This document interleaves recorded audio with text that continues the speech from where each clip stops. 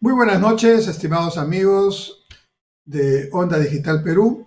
Les saluda Enrique Cornejo y con mucho gusto estoy con ustedes como todos los martes a las 7 en punto para conversar en este su programa Punto Crítico que se transmite por el canal Onda Digital Perú y sus canales y plataformas asociadas en todo el país. Este es un programa de análisis para provocar un debate serio. Siempre tratamos de hablar con datos, no siempre tenemos que estar de acuerdo, pero en democracia lo más importante es que todos tratemos de sustentar lo que decimos y nos preocupemos por estudiar y tener la información suficiente, seria, objetiva, para en base a eso establecer un diálogo respetuoso que puede partir de diferencias, pero que sin duda también puede lograr consensos básicos. Y eso es lo que está faltando en nuestro país, estimados amigos. En medio de la vorágine de la situación económica, social, política, que no nos deja un día tranquilos, ¿no? La inseguridad ciudadana nos tiene totalmente mortificados, los problemas vinculados al bajo crecimiento que tiene el Perú y que se impacta claramente en los ingresos de la población y en el empleo, precarizándolo, generando mucho subempleo y afectando el nivel de vida de todos y sobre todo de los que son más pobres. Entonces, en esas circunstancias no es precisamente, entiendo, un momento para pensar en el futuro, para pensar y proyectarse para mucho tiempo, más que el corto plazo, el día a día, qué como hoy, qué como mañana, qué puedo hacer para trabajar esta semana, para vender esta semana. Así estamos los peruanos en su gran mayoría. Pero, estimados amigos, si no hacemos un alto en medio de la dificultad, claro está, y pensamos hacia adelante y nos proyectamos más allá del cortísimo plazo, siempre vamos a estar en estas improvisaciones, en estos ambientes de mediocridad, de populismo, de discursos sin sentido, sin contenido, en medios de comunicación masivos que se dedican solamente a estimular el morbo, el chisme, y que realmente no contribuyen a informarnos adecuadamente y a mejorar nuestro nivel de vida a través de, por ejemplo, programas educativos o programas que nos eleven el espíritu. Entonces, francamente, en este contexto es un poco difícil. Estamos con una especie de círculo vicioso, damos la vuelta y estamos desanimados, somos pesimistas y muchos, y lamentablemente los más jóvenes, sin ninguna gana de participar en política o de hacer algo por los demás porque consideran que todo es igual y que todo será en vano. Una sociedad que está en esa situación es una sociedad que está enferma, que tiene que solucionar sus problemas. Muchos jóvenes se han ido del país, muchos más que en décadas pasadas, para tentar vivir en otro lado. Las cosas en otros lados, en otros países, tampoco están de lo mejor, están con dificultades, porque el mundo está en problemas también. Pero claro, nosotros hacemos nuestra parte, ¿no? Y hacemos que esos problemas que también nos afectan sean mucho más duros para los peruanos porque nosotros nos encargamos por la inacción, por la anomia, por la falta de interés, de que todavía el impacto de esa crisis sea mucho mayor. Miren, en el programa pasado me referí a la declaración que había dado el ministro de Economía para poder sustentar ante el Congreso de la República un crédito suplementario, en el sentido de que reconocía que el Perú y la economía peruana estaba en recesión, es decir, que el valor de su producción estaba disminuyendo en lugar de crecer. También les expliqué que cuando no se crece o se crece poco, el impacto inmediato es en el empleo. La única forma de tener empleos es creciendo y la única forma de crecer es con inversión. Algunas personas pueden pensar, y están en su derecho de hacerlo, si no conocen, podrían pensar, porque tiene lógica, bueno, entonces el Estado tiene que invertir. Y claro que al Estado le corresponde invertir. El Estado le corresponde invertir en educación, le corresponde invertir en salud pública, en seguridad ciudadana, en infraestructura como carreteras, puentes, plantas de agua potable, etcétera. Al Estado le corresponde esa tarea, entre otras. Pero esa tarea tiene un impacto en la economía, sí, esas tareas, pero no genera el empleo que nosotros necesitamos masivamente. Un empleo con derechos, un empleo productivo, un empleo con cierta tranquilidad y estabilidad para mí y mi familia. Ese empleo solo lo generan las empresas privadas. Entonces, cuando le ponemos un componente ideológico a esto, entonces aquí ya el problema se complica porque ya no entendemos lo que dicen las cifras, lo que dice la realidad, sino ya empezamos a pensar con conceptos ideológicos que no nos llevan a una solución, sino solo a defender las posiciones de cada quien. Las cifras son las siguientes. Cuando el Perú crecía hace 20 años al 5% o 7% anual, el Perú generaba los empleos que necesitaban los jóvenes que llegaban a los 15 años, entre 15 y 18 años y ya empezaban a trabajar. Y además generaba empleos para los mayores que también están buscando empleo o ya están trabajando. Pero ese empleo generado por la inversión privada con ese crecimiento tenía una inversión privada que crecía al 19% anual. O sea, para crecer 7% anual, la inversión privada crecía al 19% anual.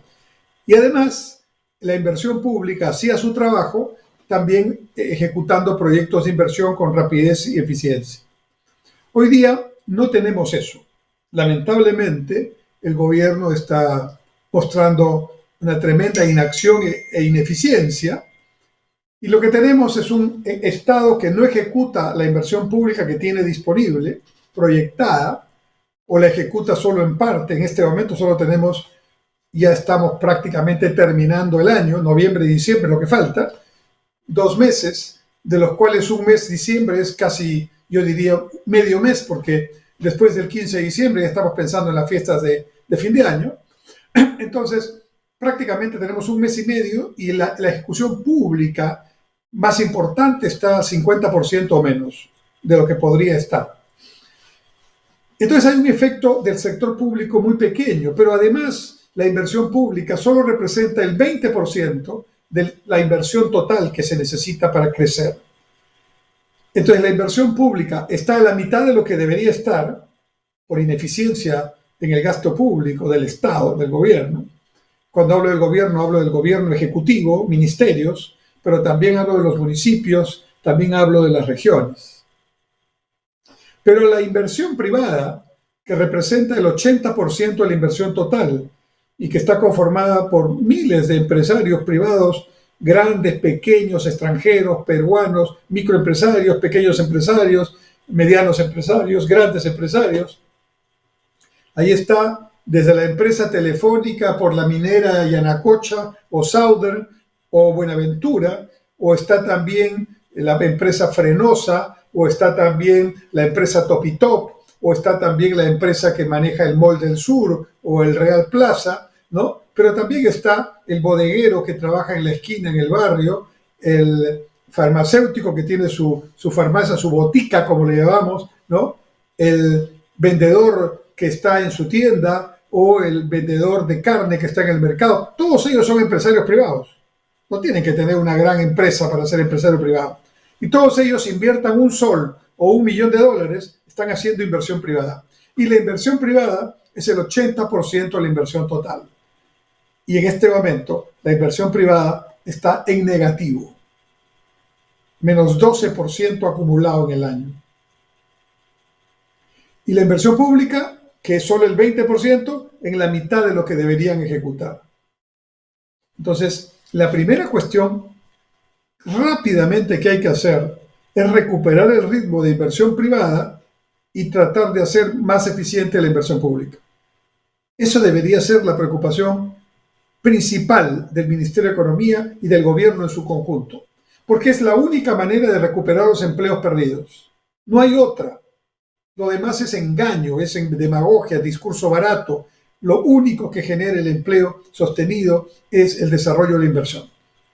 Y entonces, ¿por qué la inversión privada está en menos 12%? Bueno, pregúntese usted, no tiene que pedirle opinión a un empresario conocido, no. Si usted tiene 100 soles, 1000 soles para invertir en un pequeño negocio, ¿en este momento lo hace? No, no lo hace. Porque no está seguro de recuperar su inversión, su capital. Porque hay incertidumbre, porque el gobierno no da seguridad. Ya esto es un tema que viene de hace algunos años atrás. Además, hemos tenido casi 2 años con el discurso que vamos a cambiar la Constitución, vamos a cambiar la Constitución. No sabían bien para qué, pero vamos a cambiar la Constitución. Y eso generó una gran incertidumbre. Una incertidumbre que sin duda hizo que mucha gente dejara de invertir o paralizara los proyectos nuevos que estaba por realizar. Y entonces, eso es lo que explica en buena parte que la inversión privada se haya retraído. Pero además, en los proyectos mineros, energéticos, de todo tipo, incluso industriales, agronegocios, ¿no?, que estaban por desarrollarse o están por desarrollarse, en lugar de el gobierno y nosotros mismos, la comunidad, la sociedad civil, como se llama, en lugar de apoyar que eso se haga lo más pronto posible para que precisamente genere esos efectos positivos en empleo, ingresos, etcétera, los paralizamos con trámites burocráticos infinitos que nunca acaban. No hacemos nada cuando algunos peruanos deciden tomar carreteras para evitar que los proyectos mineros avancen y tenemos todo paralizado. En realidad, cuando el gobierno muestra los avances del puerto del Callao o del puerto de Chancay o del aeropuerto Jorge Chávez, que son 3 obras emblemáticas, en realidad lo que está mostrando, en el caso del Callao Aeropuerto y el Callao Puerto, son obras que ya debieron haberse hecho hace 10 años. Y si muestra el puerto de Chancay, eso obedece a una estrategia más del gobierno chino que del gobierno peruano. Y que va a desarrollar toda una operatividad que nos va a beneficiar si le ponemos atención a este asunto, pero que no está surgiendo porque estén contentos con el gobierno actual, sino que tienen sus propios objetivos estratégicos. Y si veo en la línea 2 del metro, que ya tiene más de 10 años de construcción y solo está al 50% de ejecución, además con un valor mucho mayor que el que originalmente se licitó, entonces vemos cómo es que los proyectos se manejan con lentitud, con ineficiencia, de modo que el ministro de Transportes ha señalado en una entrevista que la nueva fecha para inaugurar la línea 2 del metro, la que une Ate con el Callao, es el 2028. Es decir, dentro de 5 años todavía. Esto no puede ser. Y claramente no vemos que el gobierno esté tomando el toro por las astas en este tema, el del empleo y la inversión, tampoco en el tema de la seguridad ciudadana, donde vemos que en las narices del programa de emergencia, del estado de emergencia que se ha planteado en algunos distritos de San Juan de Lurigancho, uno de ellos, se cometen delitos, se asaltan bancos, se cometen asesinatos y secuestros, y supuestamente esos distritos deberían estar con 0 incidencia del delito porque está ahí declarada la emergencia. Los delincuentes se están burlando del Estado y el Estado permite eso. Entonces, esta situación es la que genera este ambiente de incertidumbre, de apatía, de desánimo, de desconfianza, de desaliento, y eso no es bueno para una sociedad. Y es a los liderazgos y principalmente a quienes están en los más altos puestos o niveles del aparato público, a quienes corresponde cambiar esto, empezar a mover el carro en una dirección proactiva, positiva hacia el futuro y no estar en este estancamiento mediocre en el que lamentablemente nos encontramos. Vamos a hacer un alto y volvemos en un momento en Punto Crítico.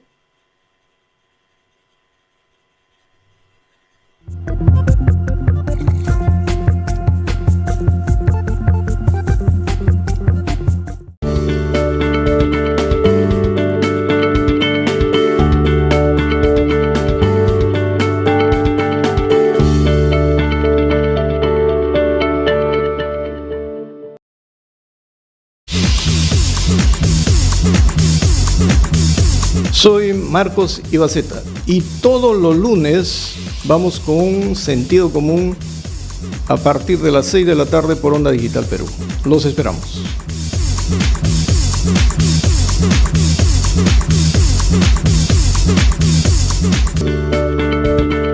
Hola, te espero este jueves a las 8 de la noche en Conversando Íntimamente.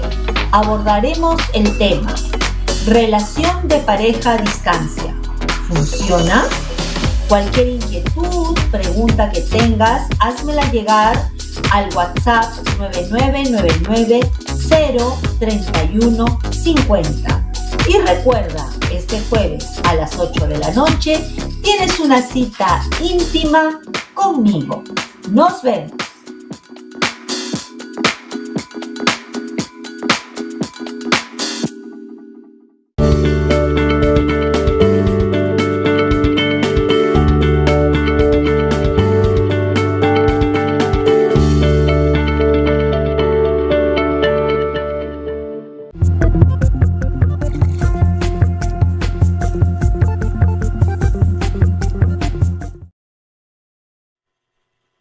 Volvemos en Punto Crítico, un programa de análisis de la realidad económica, nacional e internacional, para provocar un debate serio, basado en datos y en casos, y de esta manera elevar un poco el nivel del debate en el Perú que tanto necesitamos. En el primer bloque hablé de la recesión y la consecuencia que esa recesión tiene en el menor empleo y en los menores ingresos, y cómo es que hay que recuperar ese proceso de crecimiento aparte o a base de la inversión privada.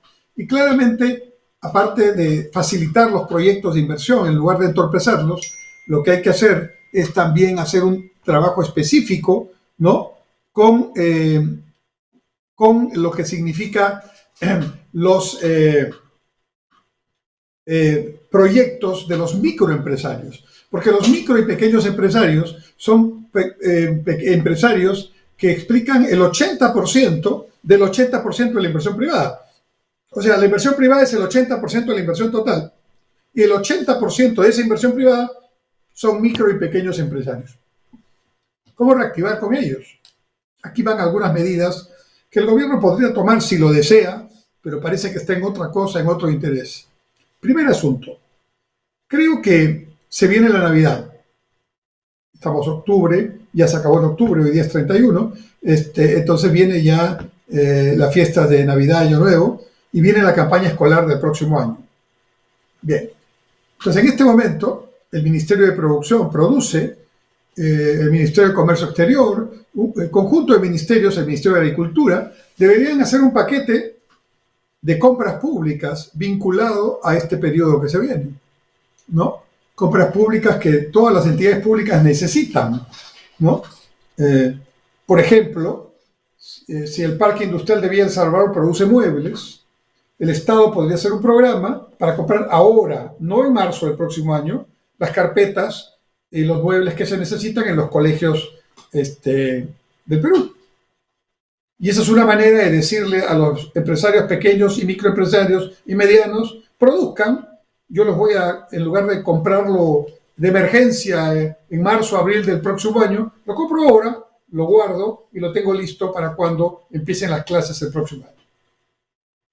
Pero además, puedo empezar a hacer un programa para que se produzcan los uniformes escolares, los buzos para la educación física, y pongo a todo Gamarra y aparte del Porvenir en Trujillo a trabajar en los zapatos que van a tener los escolares de los colegios públicos, y el Estado, de esa manera, reactiva la economía productiva de estos microempresarios y al mismo tiempo genera empleos. No los está generando el Estado, sino permite que estos proyectos generen empleos y al mismo tiempo también gasta en los temas en que de todas maneras va a gastar, pero en momentos diferentes y con compartimentos estancos que no logran el objetivo. ¿Qué más podríamos hacer?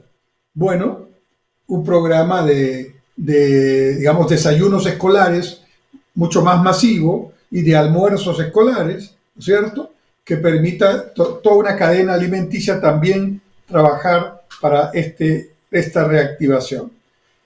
Es decir, una de las medidas o conjunto de medidas que debería hacerse tiene que ver con el hecho que el Estado, que es comprador de bienes y servicios, compre ahora, encargue ahora la compra de todo lo que necesita para su funcionamiento en los sectores salud, educación y todos los ministerios y todas las entidades públicas correspondientes. ¿Qué dificultad hay para hacer eso? ¿Alguna dificultad económica, presupuestal? No, si el Estado no está gastando el dinero que tiene para los proyectos de inversión. Y esto podría movilizar rápidamente la economía, que es lo que se necesita ahora. Porque de nada sirve dar dinero para el consumo si el aparato productivo no está generando su reactivación.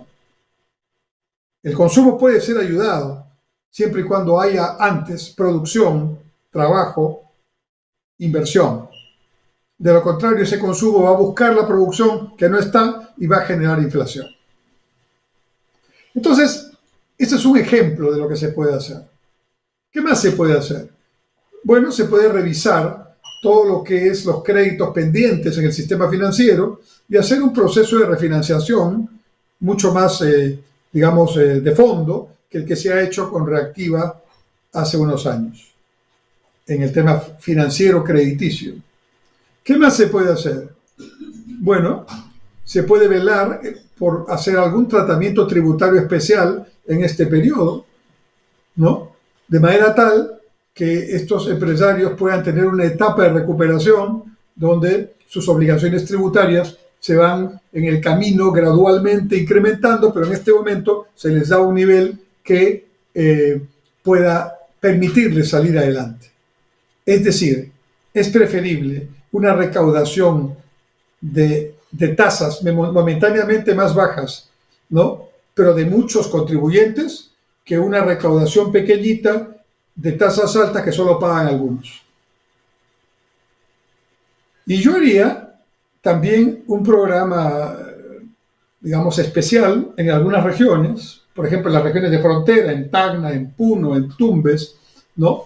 Para lograr que allí se produzcan programas específicos de reactivación productiva y del turismo para generar ingresos y empleo en esas zonas y de esta manera también, darle un apoyo a un sector que ha sido muy golpeado por la pandemia, como es el caso del sector turismo, ¿no?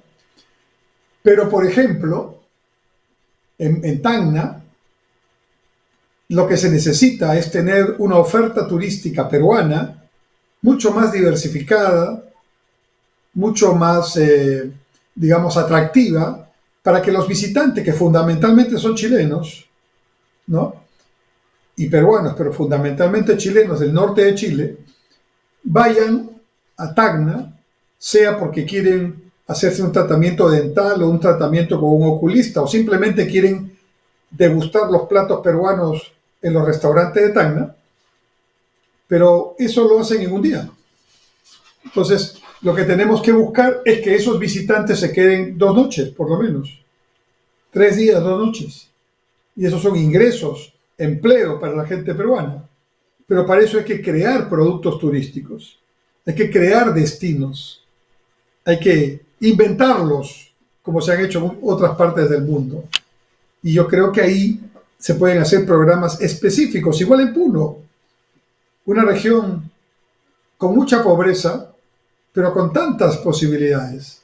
Puno es una región minera, es una región agrícola, es una región pecuaria, de ganado, es una región con una posibilidad de generación energética importante a través de los vientos, la energía eólica o a través de la energía solar. Su exposición al sol es una de las mejores del Perú.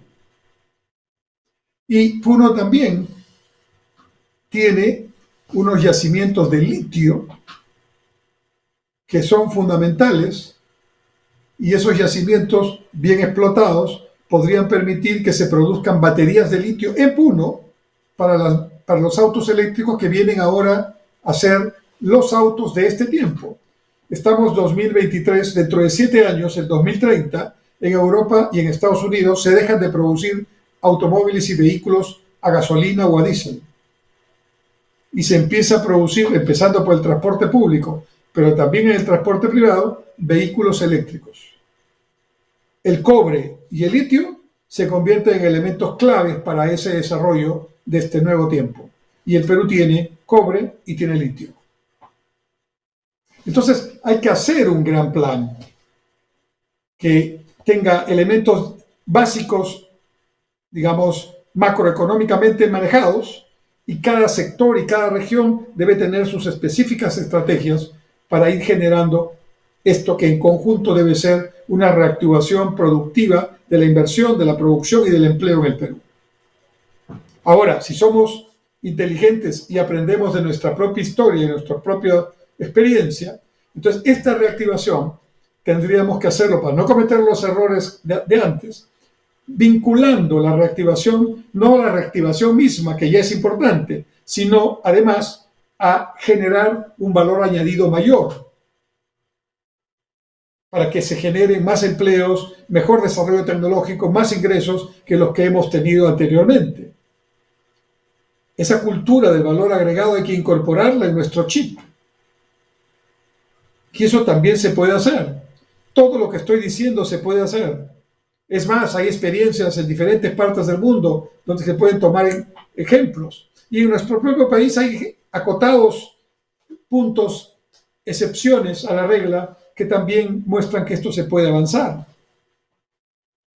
Queremos reactivar. Entonces pongámonos metas ambiciosas. Si los agronegocios han hecho 10.000 millones de dólares de exportación este año 2022 y ahora va a bajar un poco por el Niño, por todo lo que estamos pasando nosotros en Perú, pongámonos una meta, que los agronegocios no sean 10.000 millones de dólares, sino sean 30.000 millones de dólares en los próximos 3 años. ¿Qué nivel de inversión se necesita para eso? ¿Cuántos empleos se van a generar con esa inversión? ¿Qué necesita hacer el Estado para facilitar ese proceso y no complicarlo? ¿Qué se necesita de infraestructura? ¿Cómo tienen que actuar los ministerios de vivienda para generar o de transportes, para generar la infraestructura necesaria para que eso se lleve a cabo? Así debemos trabajar. Y en turismo, que antes de la pandemia habíamos recibido más de 3 millones de visitantes externos, extranjeros. Ahora estamos cerca de los 2. Hay que recuperar ese nivel.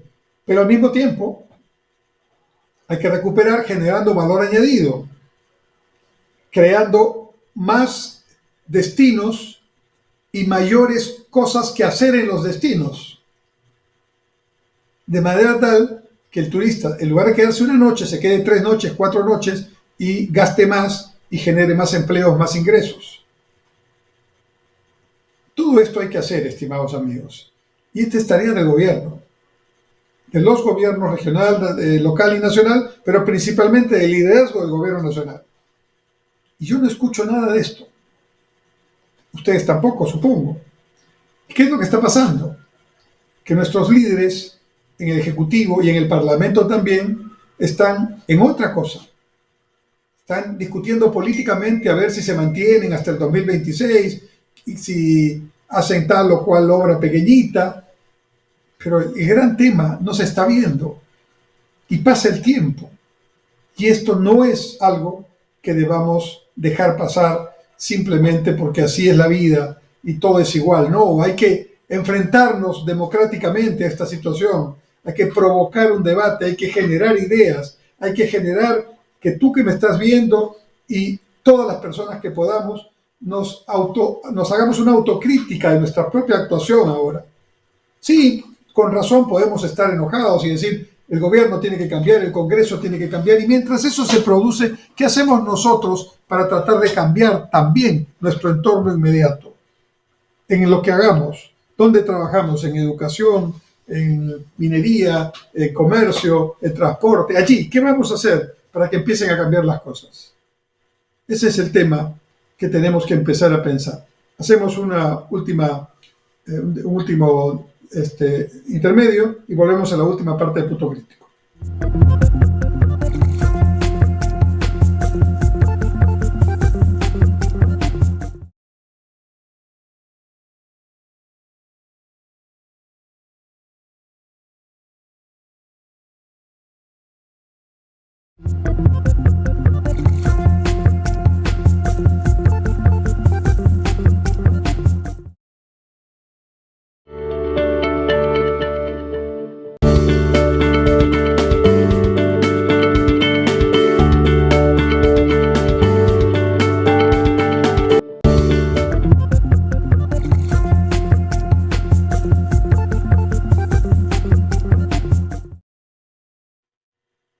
En esta parte final de Punto Crítico quiero hablar un poco de la coyuntura en América Latina.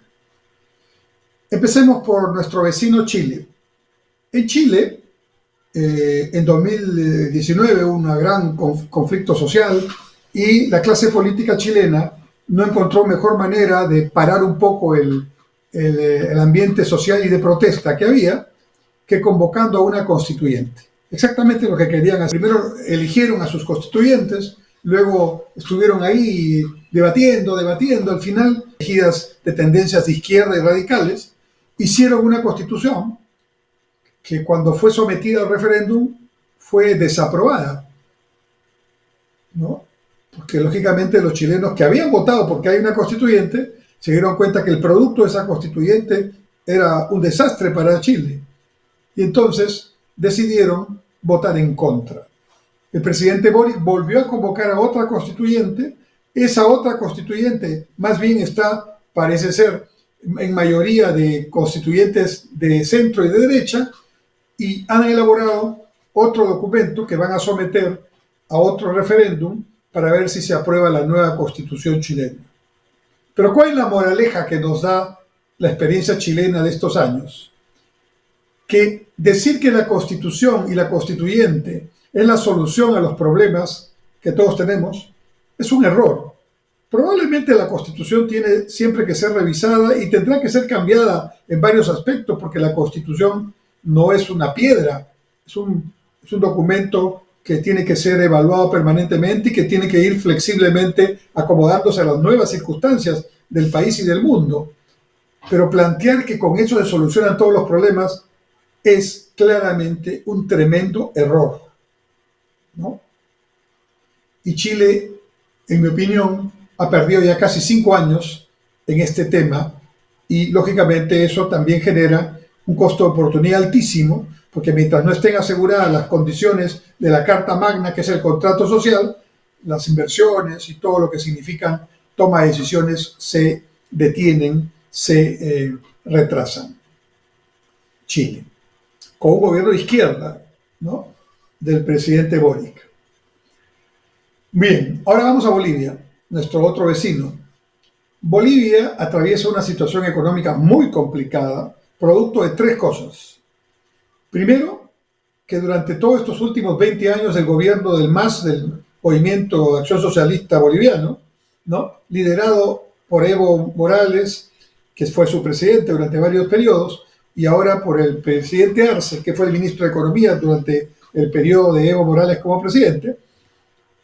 Bueno, al final el proyecto de gobierno ha vivido de precios internacionales de algunos productos de exportación altos, de un endeudamiento muy alto, le deben la vida a China los bolivianos, tienen una deuda que es en valor el 90% del valor de su Producto Bruto Interno, y la mayoría de esa deuda es con China, y probablemente le van a pagar a China en litio o en otro tipo de producto básico, porque no tienen forma de tener ingresos a corto y mediano plazo que puedan pagar semejante deuda. Pero el otro problema que ha pasado en Bolivia es que como el modelo es muy pro-Estado, han estatizado las empresas privadas en recursos estratégicos, lo que quería hacer aquí el presidente Castillo cuando estuvo en el gobierno y algunos otros que lo acompañaron, ¿no? Bueno, ¿qué han logrado? Atrasar a Bolivia, porque la inversión privada obviamente ha dejado de hacer el trabajo que podría haber hecho. Y Bolivia tiene un gran yacimiento de gas que está en Cobija. Incluso es un yacimiento, entiendo, más grande que el yacimiento de Camisea que está en Perú. Pero gracias a Evo Morales y compañía, las inversiones se orientaron a Perú y el yacimiento de Camisea ya se explota, ya tenemos un gasoducto que llega hasta la costa y que está generando buena parte de la energía que usamos en Lima y Callao y que sí se generan otros gasoductos, se podrá llenar de gas natural todo el Perú como corresponde, que es un combustible más limpio, más barato y que lo tenemos felizmente en gran cantidad por mucho tiempo. Entonces, ¿qué ha pasado en Bolivia? En Bolivia, como la inversión extranjera fue nacionalizada y fue espantada, la inversión privada también, entonces en estos 20 años o más no han hecho inversiones en exploración para seguir buscando pozos de gas.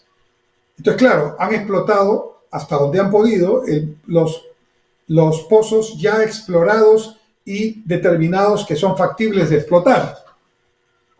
Eso lo ha hecho la inversión privada a su riesgo. Y Bolivia expropió eso y no hizo ninguna inversión en exploración. Conclusión, Bolivia le vendía gas a Argentina y a Chile y hoy ya no tiene gas para venderle a Chile y a Argentina porque está también con problemas para abastecerse a sí mismo. Es decir, el yacimiento que se explota ya está siendo, digamos, explotado en casi su totalidad y tendrían que tener otros yacimientos, otros pozos para seguir alimentando el gas. Pero como no han explorado, a llorar al río. La economía boliviana está en un grave problema, además muy, muy involucrada con el narcotráfico en todos los niveles, y entonces es muy difícil que esa situación no llegue a generar pronto un problema político en Bolivia y social, ¿no? Esa es la situación de Bolivia. Ecuador, que lo tenemos al norte, nuestro otro vecino, acaba de tener elecciones en segunda vuelta y ha salido elegido el presidente Noboa y ha perdido en la segunda vuelta la candidata del grupo del presidente Correa. Es decir, ha salido prácticamente un gobernante de centro derecha, ¿no? De manera tal que Ecuador va a confirmar las políticas que estaba haciendo el presidente Lasso actualmente, y en ese sentido, digamos, Ecuador va a continuar seguramente con medidas en el aspecto económico más responsables y vamos a ver si puede salir de su problema. Colombia, nuestro otro vecino. Colombia está en estos momentos con un problema serio porque su presidente de izquierda, el señor Petro, tiene unos discursos muy fulminantes, muy antiimperialistas, pero en el fondo también a su manera ha espantado a la inversión privada colombiana, no le hace la vida fácil y en estos momentos tiene serios problemas de manejo político y de seguridad en Colombia, ¿no? Y además de eso, pues tiene que afrontar las situaciones de un modelo que claramente no está funcionando, el que ofreció en la campaña. Y ha tenido problemas serios con un hijo que ha sido y está siendo investigado y procesado por corrupción, y eso, a mi juicio, ha generado un golpe muy fuerte, porque se supone que era un presidente que luchaba contra la corrupción. Y en el último domingo se han producido elecciones de gobiernos regionales, municipales en Colombia, y el Partido Liberal, que es uno de los partidos tradicionales de Colombia, ha obtenido una buena cantidad de victorias en regiones y en municipios, lo que demuestra cómo la política se está movilizando, cómo estos gobiernos de izquierda, que tienen grandes discursos, que ofrecen el oro y el moro, que quieren cambiar todo para volver a refundar los países, son un verdadero fracaso. Ya ni hablo de Venezuela, porque Venezuela es un caso perdido, en el sentido de que lo único rescatable de Venezuela en este momento es que las fuerzas de oposición al gobierno, a la dictadura de Maduro, ¿no?, han generado unas elecciones primarias donde ha ganado abrumadoramente la candidata o precandidata Corina Machado, y ella seguramente será la candidata de la oposición en las próximas elecciones. Ahora vamos a ver, porque todas las instituciones las tienen tomadas, las instituciones electorales, de justicia, es una dictadura. Pero bueno, por lo menos tenemos a la oposición unida, que es algo que mínimamente se pedía. Sin embargo, la economía venezolana está por los suelos, la inflación sigue siendo altísima y obviamente eso perjudica a la gente venezolana y por eso hay más de casi 10 millones de venezolanos fuera de su país. Casi 2 millones están en Perú, que todos vemos todos los días, trabajando para enviar dinero a sus familias en Venezuela, donde el salario mínimo mensual es el equivalente en bolívares a $2 mensuales, así como lo escuchan. El salario mínimo oficial en bolívares es equivalente a $2. Con eso no se pagan ni el pasaje de un día en el micro correspondiente o en el transporte público. Y finalmente Brasil, el monstruo, el grande, el país continente que tenemos también en la frontera, que tiene un presidente Lula que está en un tercer mandato y que lógicamente es un presidente de experiencia, pero un país con políticas de Estado, de manera que aun cuando es izquierda, no hace locuras, tiene que promover la inversión y consecuentemente es un candidato radical de izquierda, pero cuando gobierna se va hacia el centro para tratar de hacer que Brasil pueda avanzar. Sin embargo, está también en problemas políticos y también problemas económicos. La situación de nuestros países en América del Sur nos demuestra que estas corrientes de izquierda radical del llamado Foro de Sao Paulo, de las digamos, ideas de los cambios de la Constitución, de las reelecciones permanentes, no funcionan a la luz de los casos que les estoy diciendo uno por uno. Y eso es lo que quería hacer Castillo y compañía cuando estuvo en el gobierno, que él mismo se encargó de terminar, gracias a Dios, porque intentó un golpe de Estado y con eso se disparó a los pies. Bueno, lecciones aprendidas. Mientras tanto, no es cuestión de esperar al 2026 en el Perú. Tenemos que ir pensando qué cosas vamos haciendo. Y hoy les he dado algunas ideas y espero que sean útiles para ustedes para seguir reflexionando sobre nuestro país que tanto lo necesita. Mientras tanto, muchas gracias por su atención. Dios mediante, nos vemos el próximo martes a las 7 de la noche, siempre en vivo por Onda Digital Perú y sus canales y plataformas asociadas en su programa Punto Crítico. Hasta entonces.